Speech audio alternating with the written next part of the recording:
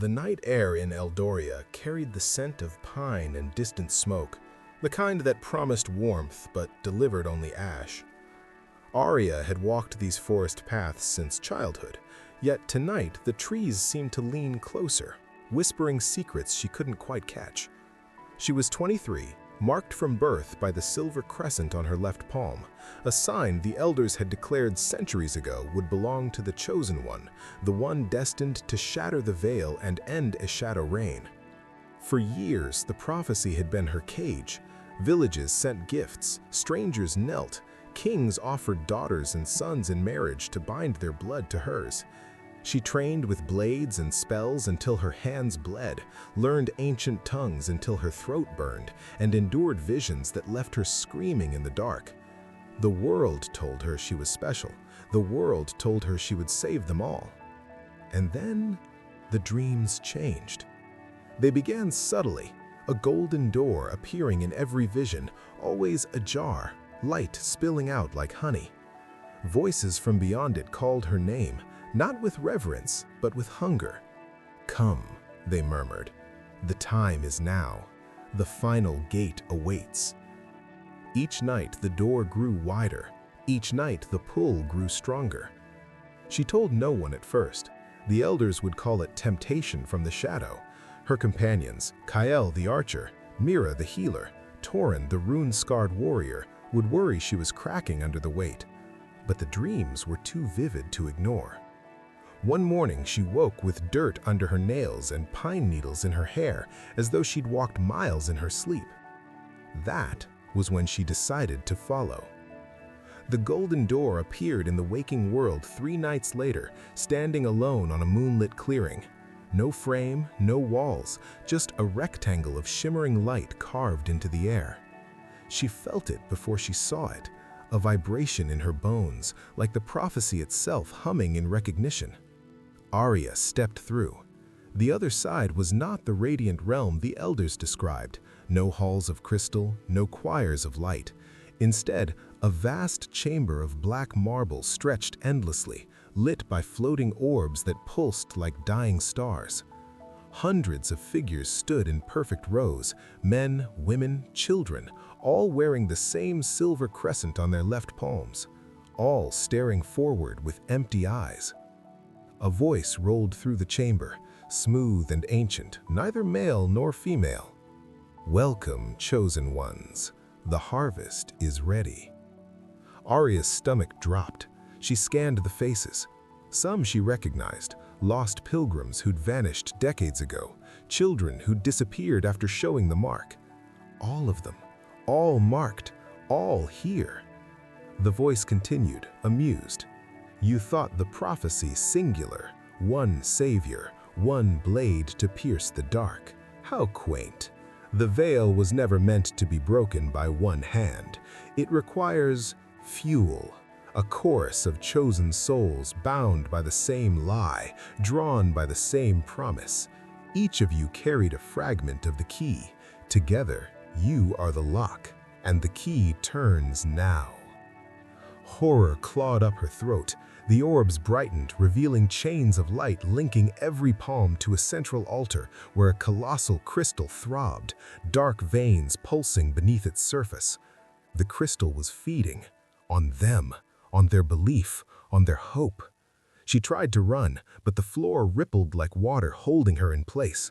The other chosen ones didn't struggle. They smiled faintly, as though finally home. "You were never meant to win," the voice said softly. "You were meant to gather. Every village that sheltered you, every teacher who trained you, every prayer whispered in your name. They built the net. The prophecy wasn't salvation. It was bait." Arya's mind raced. The elders, the kings, the wandering seers who'd found her as a baby, all part of it, or merely pawns themselves, caught in layers of deception older than memory? She looked down at her palm. The crescent glowed brighter than ever, burning cold. She could feel the pull now, not toward destiny, but toward dissolution. Her essence draining into the crystal, one heartbeat at a time. But something else stirred. A memory, not from the elders' scrolls, but from her own childhood. Her mother, before the fever took her, pressing a small iron key into Arya's hand. "If the light ever blinds you," she whispered, "remember, iron cuts gold." The key had been lost years ago, or so she'd thought. Arya closed her eyes and reached inward, not for magic, not for prophecy, but for the stubborn, ordinary part of herself that never truly believed she was special, the part that hated the weight of eyes on her, the part that wanted to run, to live quietly, to be no one at all. She found it. And she screamed, not in fear, in refusal. The crescent on her palm flared, then cracked like glass. Pain tore through her arm, but she welcomed it. The chains of light shivered. The other chosen ones blinked, confusion flickering in their vacant eyes for the first time in years. The voice faltered. "What are you?" Arya tore the broken mark from her skin. It came away like wet parchment, leaving raw, bleeding flesh beneath. She flung it toward the crystal. The fragment struck the altar and exploded in white fire. The chain snapped, the orbs flickered and died. Screams, not hers, echoed as hundreds of souls woke at once, realizing where they stood. The chamber shook, marble cracked, the golden door reappeared behind her, dimmer now, flickering. "Go!" she shouted to the others. "It's a trap for all of us! Get out now!" Some ran, some stood frozen. Many wept, realizing decades stolen, but they moved. One by one, they poured toward the door. Arya stayed last. The voice roared in fury, no longer smooth, now jagged, desperate. The crystal pulsed wildly, trying to pull her back. She looked at it once. "You needed us to believe we were the only ones, but we were never alone. We were Legion." She stepped through the door. The forest greeted her on the other side. Dawn was breaking, pale and ordinary. The golden rectangle vanished with a sigh, like a lie finally dying. Behind her, the others emerged, hundreds, blinking into sunlight, palms bare or scarred. No crescents, no prophecies, just people. Arya fell to her knees in the pine needles. Her hand throbbed. Her body felt lighter, as though she'd shed a second skin. Kael found her first. He dropped beside her, bow clattering. "Arya, what happened?" She looked up at him, at Mira and Torin running through the trees, at the strangers stumbling out behind them. "I found the others," she said, hoarse. "All the chosen ones, and we got out." She smiled then, small, tired, real. "The trap is broken. Let the world know there is no one coming to save us. We save ourselves."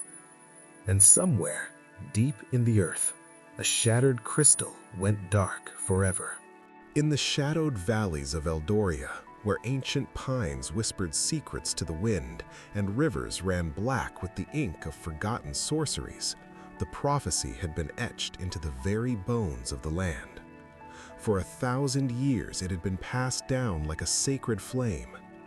When the silver crescent marks the palm of the one born under the veiled moon, the chosen shall rise to pierce the veil and banish the shadow reign forever. Villages built shrines to it, kings waged wars in its name, and every generation scanned the hands of newborns, hoping or fearing to find the mark. Arya Voss was that child. Born in a remote hamlet called Thornridge during a lunar eclipse, her tiny left palm bore the crescent like a brand from the gods. The elders came swiftly, their robes trailing dust from distant temples. They took her from her mother's arms, declaring her the fulfillment of destiny. Her father, a simple woodcutter named Garrick, fought them with axe in hand, but magic bound him still. Her mother, Ilara, an herbalist with eyes like storm clouds, pressed a small iron key into Arya's swaddling cloth before they whisked her away. "If the light ever blinds you," Ilara whispered through tears, "remember, iron cuts gold." Arya grew up in the Citadel of Light, a fortress of white stone perched on Eldoria's highest peak. Surrounded by guardians and tutors, she learned the arts of war and weave, swords that sang through the air, spells that bent fire and shadow. Her days were regimented, dawn meditations on the prophecy, midday duels with enchanted blades, evenings poring over scrolls yellowed by time. The mark on her palm glowed faintly in the presence of magic, a constant reminder of her burden. But Arya chafed against it. She was no ethereal savior. She was a girl who missed the scent of her mother's herb garden, who dreamed of running barefoot through meadows instead of marching in armored boots. The elders dismissed her doubts as trials of the spirit. "The chosen one must endure," they intoned. "You are the blade, the world is the wound." Her companions became her anchors in the storm of expectation. Kale, the elven archer with hair like spun moonlight and eyes sharp as his arrows, had been assigned as her protector. He taught her to listen to the wind's warnings and shared tales of his lost homeland beyond the veil. Mira, the healer from the southern isles, with skin like polished ebony and a laugh that could mend bones, soothed Arya's wounds, both physical and unseen. Torin, the rune-scarred warrior from the frozen north, bore tattoos that writhed like living serpents on his massive frame. He was gruff, loyal to a fault, and hid a poet's heart beneath his battle-hardened exterior. Together, they formed her inner circle, sworn to accompany her on the final quest. But even they couldn't quell the growing unease in Arya's soul. The shadow rain had blanketed Eldoria for centuries. Endless nights where shadows twisted into monsters, crops withered under unseen blights, and whispers drove the weak to madness. The veil, a shimmering barrier of dark energy encircling the land, was said to be the source. Only the chosen one could shatter it. Then the dreams began. At first they were fragments, a golden door in a misty void, light spilling like molten gold, voices calling her name with a sweetness that bordered on seduction. "Arya, the time draws near. Step through and claim your glory." She woke sweating, the crescent on her palm throbbing. She confided in Mira one night by the hearth fire. "It's not fear," Arya said, staring into the flames. "It's hunger, like something inside me is starving for that light." Mira frowned, her fingers tracing healing runes in the air. "The elders say dreams are the veil's deceptions, but I've seen your visions before. They're true sight. Perhaps this door is the path to the shattering." Kale overheard, leaning against the doorframe with his bow slung over his shoulder. "Or a trap," he murmured. "The wind speaks of golden lies in the old songs." Torin grunted from his corner, sharpening his axe. "If it's a door, we kick it down. Simple." Arya laughed, but the sound was hollow. The dreams intensified. The door grew larger, more insistent. One night she sleepwalked to the edge of the citadel's battlements, her bare feet bloody from the stone. She awoke with dirt caked under her nails, as if she'd clawed at invisible earth. That was the breaking point. "I have to go," she told her companions at dawn. "Alone. If it's a trap, I won't drag you into it." They refused, of course. "We're bound by oath and heart," Kale said softly. Mira nodded, packing herbs and vials. Torin shouldered his pack. "Try stopping us, little one." They slipped out under cover of night, following Arya's visions through fog-shrouded forests and across roaring rivers. The golden door appeared on the third eve in a clearing ringed by ancient oaks. It stood unsupported, a portal of liquid light humming with power. The air around it tasted metallic, like blood on the tongue. Arya hesitated, her hand on the hilt of her sword. "This feels wrong, too easy." "Then we go together," Torin rumbled, stepping forward. But as they approached, the door rippled. Only Arya could pass. Her companion's hands met solid air. "It's calling me alone," she whispered. Kale pressed his forehead to hers. "Come back to us." Mira slipped a vial of restorative elixir into her pouch. Torin clasped her shoulder. Fight like hell. She stepped through. The world inverted. No verdant paradise awaited, no crystalline halls or angelic hosts as the scrolls promised.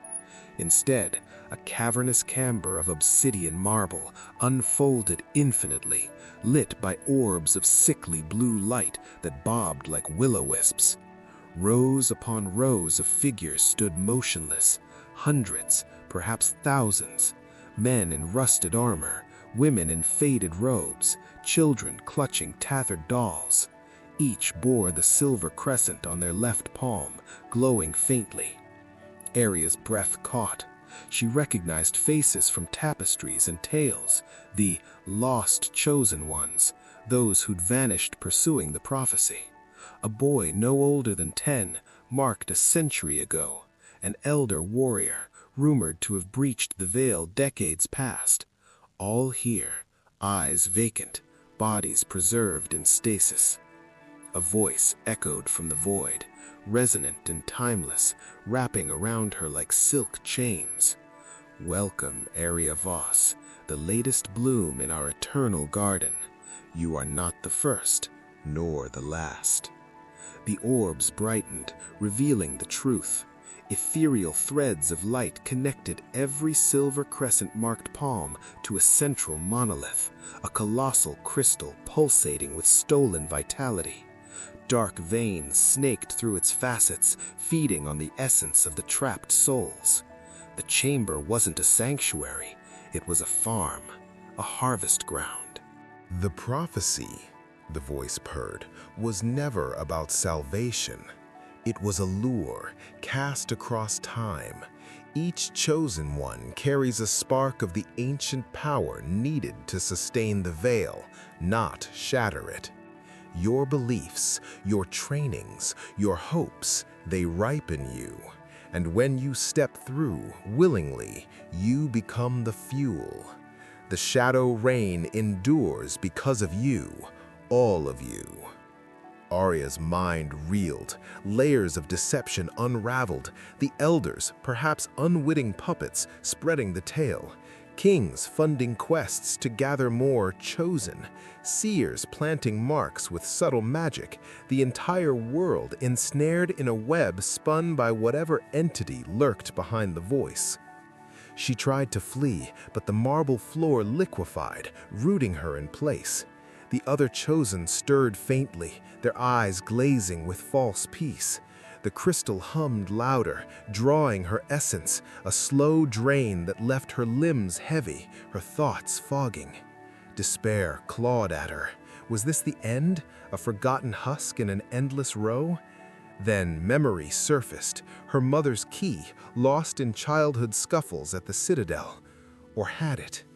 Aria delved inward, past the prophecy's indoctrination, to the raw, unchosen self.